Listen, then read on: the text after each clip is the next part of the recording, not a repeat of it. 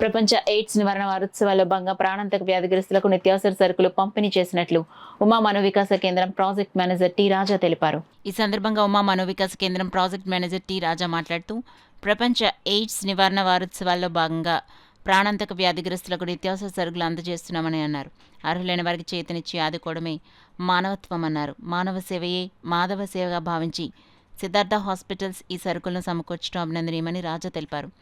ఈ కార్యక్రమంలో డాక్టర్ సువర్ణరాజు, అడబాల రత్నప్రసాద్, బుధరాజు సత్యనారాయణరాజు, నిమ్మకాయల వెంకటేశ్వరరావు, చింతపల్లి సుబ్బారావు, ప్రసాద్ నాయుడు తదితరులు పాల్గొన్నారు. ప్రపంచ ఎయిడ్స్ దినము జరుపుకుంటూ ఉన్నాం కదా, దీనికి అనుగుణంగా ఏంటంటే కొంతమంది పిఎల్హెచ్ఐవీలకి మేము న్యూట్రిషన్ సపోర్ట్ చేయాలని సంకల్పం కలిగినప్పుడు ప్రతి సంవత్సరం లాగే సిద్ధార్థ హాస్పిటల్ కాకినాడ వారు మాకు సపోర్ట్ చేయడం జరిగింది.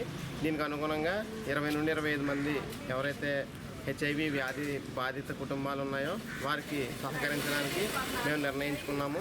అదేవిధంగా ఈ సంవత్సరం ఏంటంటే అందరూ పరీక్ష చేయించుకోవాలి, మీ స్థితిని తెలుసుకుని సురక్షితంగా ఉండాలి అనే నినాదంతో నాకో వారు ఇచ్చిన గైడ్లైన్ ప్రకారము మేము పనిచేయడం జరుగుతూ ఉన్నది. దీనికి అనుబంధంగా Kakinada Uma educational technical society వారు ఈరోజు ఈ కార్యక్రమాన్ని అడబాల రత్నప్రసాద్ గారి ట్రస్ట్ ఆధ్వర్యంలో ఆ ప్రాంగణంలో ఈ కార్యక్రమం చేపట్టడం జరిగింది.